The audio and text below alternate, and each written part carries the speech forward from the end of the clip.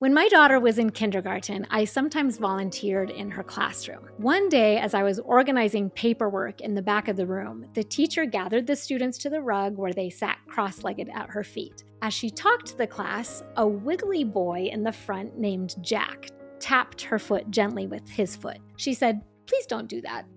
And he stopped for a minute, but then tapped her foot again. She corrected him again, so sternly that it caught my attention.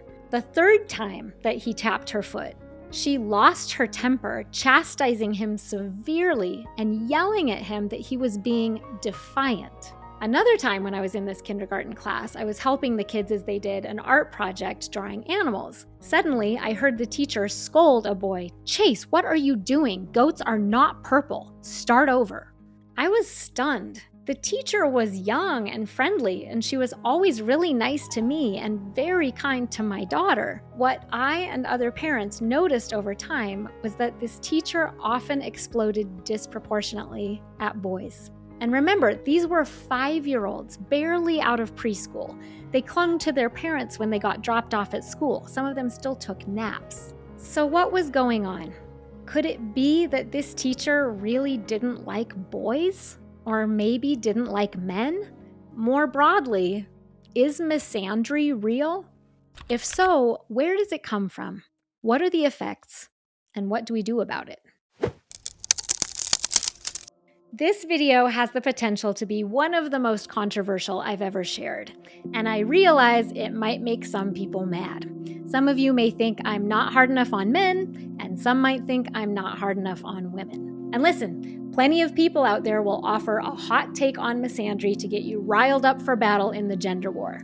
That's just not who I am. My goals are clearer understanding and solutions to the gender war that are grounded in love. So stick with me. Let's see if we can figure this out. First, what is misandry? The word misandry is from Greek, miso meaning hatred and andry meaning men. And it's as straightforward as that. It means dislike of, contempt for, or ingrained prejudice against men, just as misogyny means dislike of, contempt for, or ingrained prejudice against women. So do some women really truly hate men, and not just dislike individual men who behave badly, but really hate men in general because they're men? Well, yes.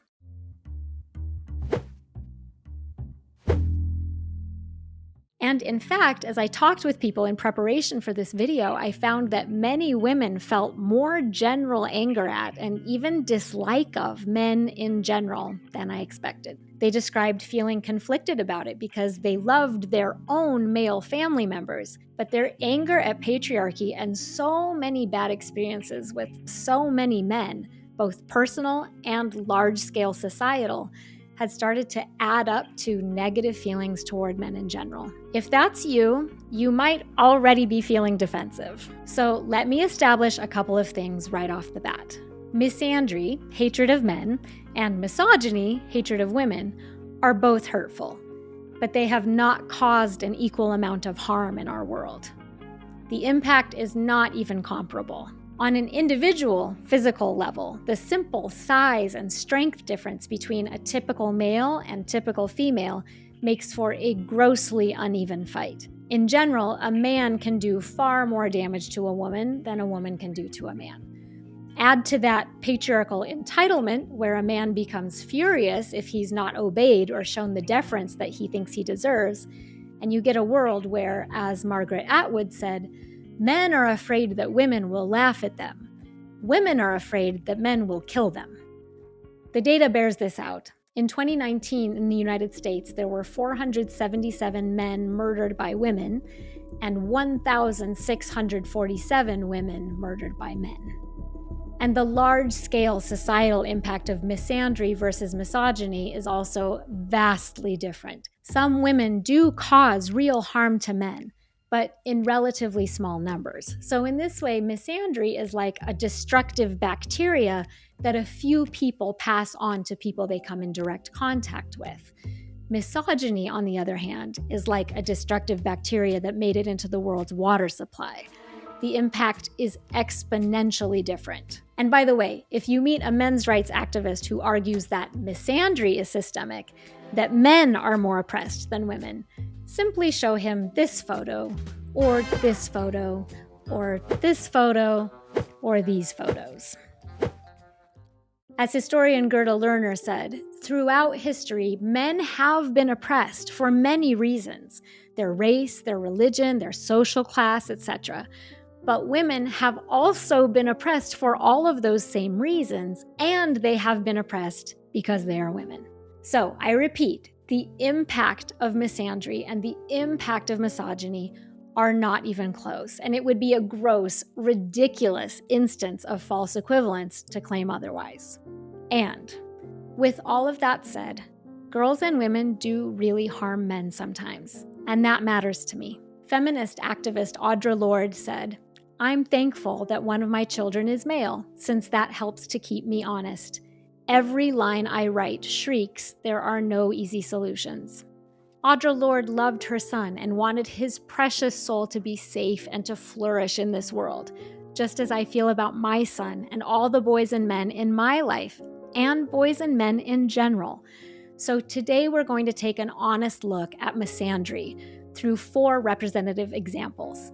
Think about whether you've seen examples like this in your life, and then later we'll analyze what's going on. First, a fictional example. In Charles Dickens' masterpiece, Great Expectations, a young orphan boy named Philip Pirrip meets a woman named Miss Havisham and her adopted daughter Estella. Miss Havisham hates Pip, and she encourages Estella to break Pip's heart. You can break his heart. Why did Miss Havisham hate men so much? Second, a real-life example. Not long ago, one of my nephews was on a Zoom call with his middle school classmates, and a girl started writing in the chat that men, implying all men, were horrible and abusive. My nephew had never heard anything like that before, and no doubt thinking about his dad and his grandpas and his brothers and uncles, ventured in confusion, "I don't think all men are like that." The girl wrote back profanities and "you should kill yourself." She literally wrote that. I saw screenshots of the whole conversation. Thank goodness my nephew told his parents about it and they helped him process what had happened. But what if he hadn't told them?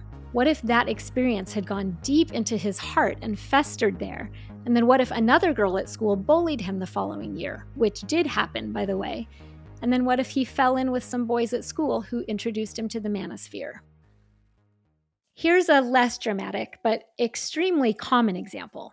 I can think of multiple women I know who are chronically curt and critical of their husbands. Their husbands aren't perfect, but they love their wives and they do their best to make them happy. The wives just seem to be seething with resentment. In fact, this type of grumpy, critical wife is a trope in a lot of cultures. Where does this stereotype of the angry woman come from? I know multiple men who were profoundly wounded by their mother's angry, volatile behavior in their childhoods. Then, just a few weeks ago, I was talking with my friend Shirley Draper. Shirley's kids are grown now, and she shared with me that her sons had come to her recently and given her some feedback that was really hard for her to hear. She told me I could record her story to share on this video. I had 3 sons. And I just felt like that I was constantly trying to make sure that they understood, this is, men have this privilege and you don't take advantage of that. And you shouldn't expect, anything special because you're a man. But then more than that, it was the conversations I would have with my friends or that my boys would overhear or, anything that would come along. So somebody would talk about male privilege or anything. And I, of course, had a lot to say about it. And so it really showed up in a way to my son as man-hating.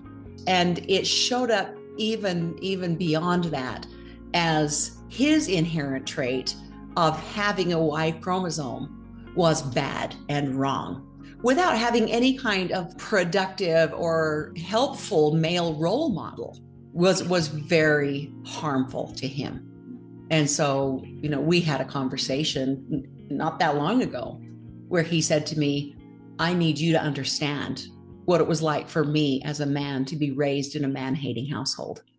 I know Shirley, and like all mothers, she loves her kids and she would do absolutely anything for them. She literally left her fundamentalist polygamous community to save them. And she was absolutely devastated to learn that she had hurt them. Where did her hatred of men come from? She'll tell us in a minute, and it's a powerful insight. But first, let's circle back to all of these examples and figure out what's going on underneath. Miss Havisham. What on earth did this lady have against sweet little Pip? Well, Miss Havisham had been engaged to a man who pretended to love her, but was secretly conspiring to con her out of her fortune. And then he jilted her at the altar. She was so heartbroken by this man's cruelty that she stayed stuck in time at her abandoned wedding, literally still wearing her wedding dress.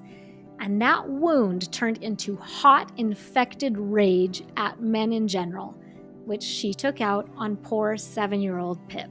Have you ever known a woman to carry past masculine wounds into her relationships with other men? Next, the middle school girl who told my nephew to end his life.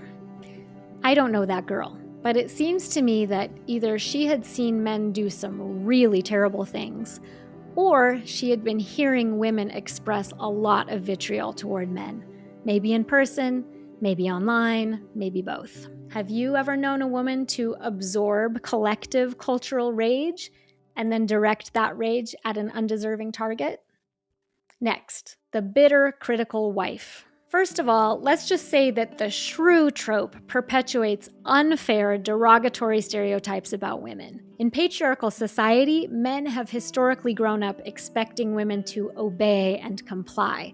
So a woman who simply has her own opinion would be perceived as difficult. But even if this woman is legitimately mean to her husband, have you ever known a woman who was told her whole life to not ask questions, to be quiet and small, who sacrificed her career and her individual growth and development so everyone else in her family could pursue theirs? Have you ever known a woman who was financially dependent on her husband to the point of having to ask for an allowance and had no real vote or voice in her religion?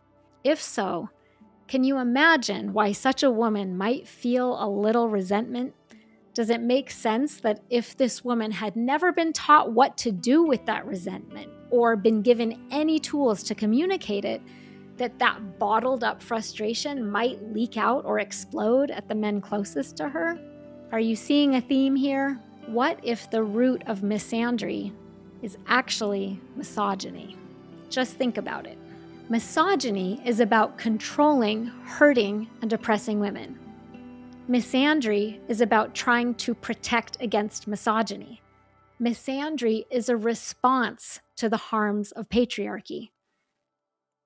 So now, my friend Shirley Draper, whose son told her it had hurt him to grow up in a man-hating household. I was born and raised FLDS, which is Fundamentalist Latter-day Saint, and it's the group that practiced polygamy with, infamous Warren Jeffs at the helm. So my context for this conversation is about being raised in this really overtly patriarchal, misogynistic society, being raised with these messages that were so contrary to my soul, and then learning to come out of that and trying to fight against it in a way that I find out later isn't as effective as I wish it had been.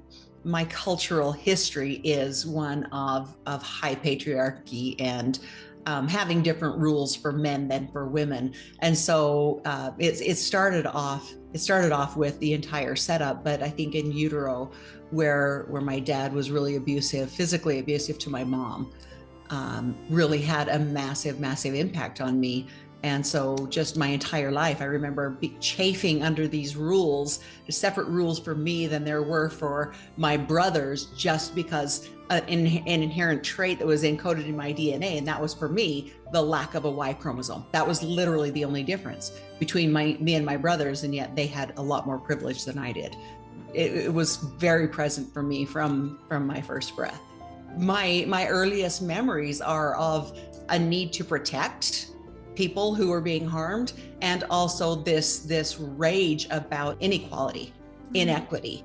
And so every time I'd see that, it would just make me so angry and made me also very hypersensitive to any whisper of it, to where a lot of times I would see it where it didn't really even exist. Somebody was trying to express care and it would come across to me as control. So yeah, that the hypersensitivity and the rage were ever present. I got this feedback that I was a man hater.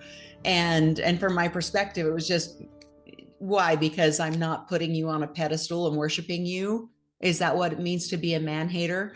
And so I remember being told that a lot, you think differently than others. And eventually I just ended up thinking I'm literally the only one in the world who thinks this, because I kept getting that feedback.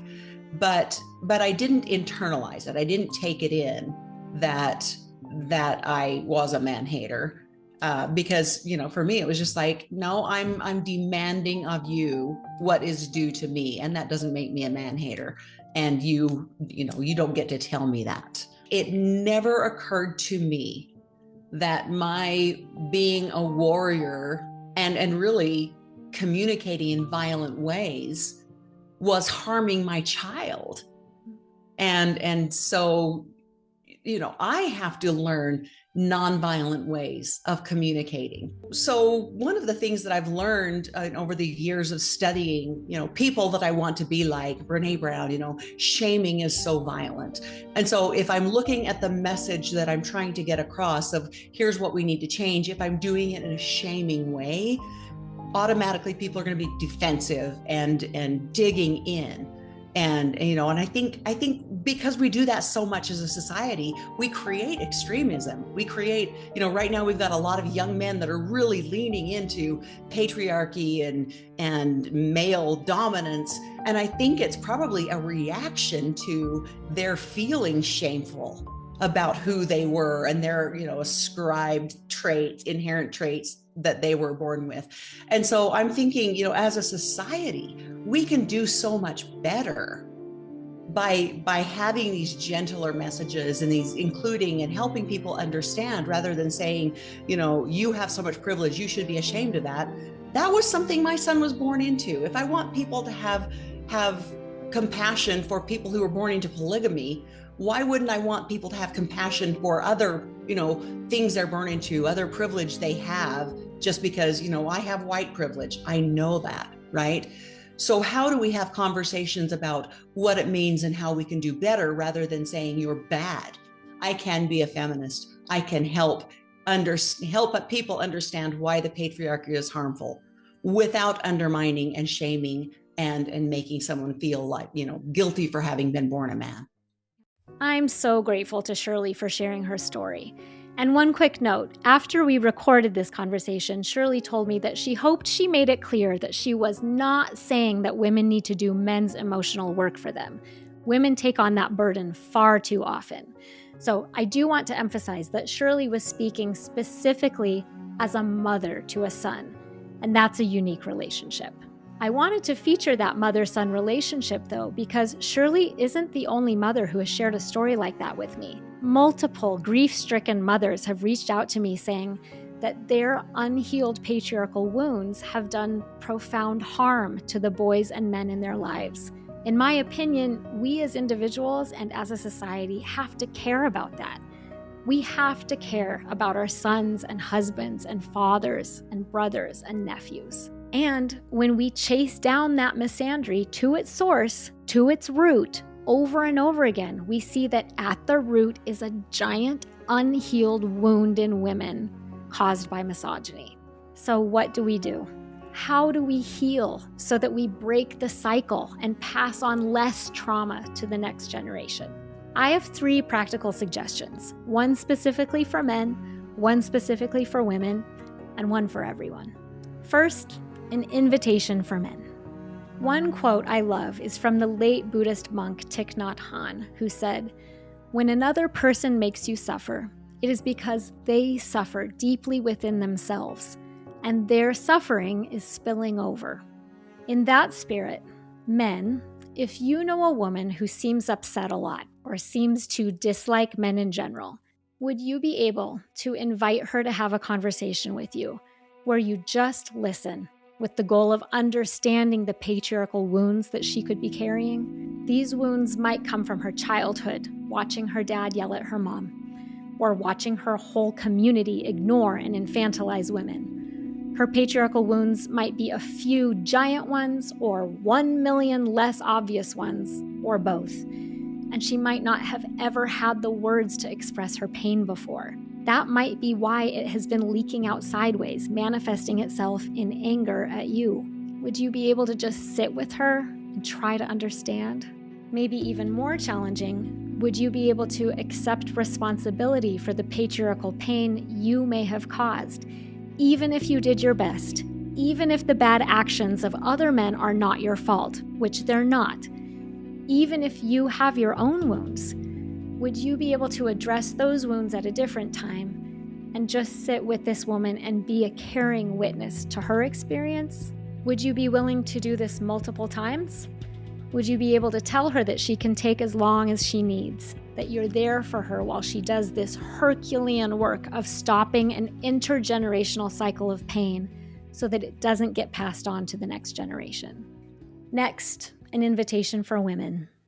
In her book, The Will to Change, Men, Masculinity, and Love, one of my great heroes, feminist scholar Bell Hooks, wrote, "To create loving men, we must love males. Caring about men because of what they do for us is not the same as loving males for simply being. When we love maleness, we extend our love whether males are performing or not. In patriarchal culture, males are not allowed simply to be who they are and to glory in their unique identity. Their value is always determined by what they do. In an anti-patriarchal culture, males do not have to prove their value and worth. They know from birth that simply being gives them value and the right to be cherished and loved." Women, if we are feeling animosity toward men in general, can we look honestly at the source of that animosity, whether that's individual men who have hurt us or systemic sexism in our culture? And then can we heal those wounds inside of us so that we can use our anger to create change in society, taking care to not mistreat the good, kind men in our lives? If a partner or son comes to us with hurt and pain that we have caused, can we listen without defensiveness and hold ourselves accountable for our actions? Can we make sure that we are extremely careful with our words and our energy around children? If our patriarchal wound isn't healed, it's not time to have a baby. It's not a good idea to become a kindergarten teacher. Can we show the world that the promise of feminism is true, that it's not a zero-sum game, that we can care about and support girls and we can care about and support boys? These things are not mutually exclusive.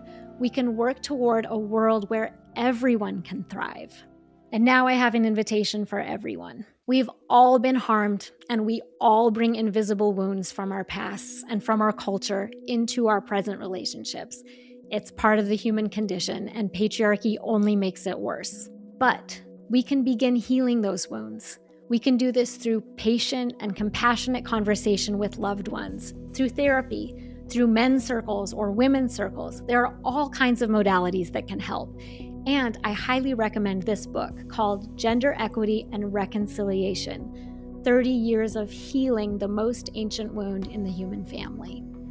But at the end of the day, no amount of books or validation from others, certainly no amount of sex or being doted on or obeyed or hustling for others' approval can heal our wounds. But we can heal our wounds. And in my experience, the thing that heals wounds and replaces the corrosive force of hatred, whether it be misogyny or misandry or racism or any other kind of hatred, is the power of love. As Dr. Martin Luther King said, "Darkness cannot drive out darkness. Only light can do that. Hate cannot drive out hate. Only love can do that." To illustrate this point, I want to close with a scene from one of my favorite movies, Moana. In the film, an island is becoming sick. Its food sources are dying as charred lava takes over the vegetation. Te Ka, a ferocious fire goddess, is destroying the island, and she attacks anyone who comes near her. Why? Well, it turns out that the god Maui has violated her autonomy and stolen her heart from her. Sound familiar? Now, make no mistake, Te Kā should be angry. She should fight to get back what was stolen from her. But her righteous anger has consumed her and turned her into a monster who destroys everything around her. She's lost herself, and she can't do any good in this state. In this scene, Moana is nearing the end of her grueling heroine's journey and is confronting the terrifying Te Kā. As I watch it, I feel how powerful it is for a person to meet another's hatred with love. I feel that sacredness when I study activists who have changed the world through nonviolence. But what I also see in this scene is an opportunity for us to do our own internal healing. As you watch this clip, imagine that Te Kā symbolizes the worst hurt inside of all of us, the hurt that can turn into hatred so powerful that it can destroy the people around us. In this interpretation, Te Kā is us, and Moana is also us. Moana is the brave healer in us that meets the grief and rage and says, it's okay to be angry. Someone hurt you. But this does not define you. This hatred, this is not who you are. You know who you are. It's this inner healing, this profound self-love that transforms the chaotic destruction of hatred into life-giving, world-changing power.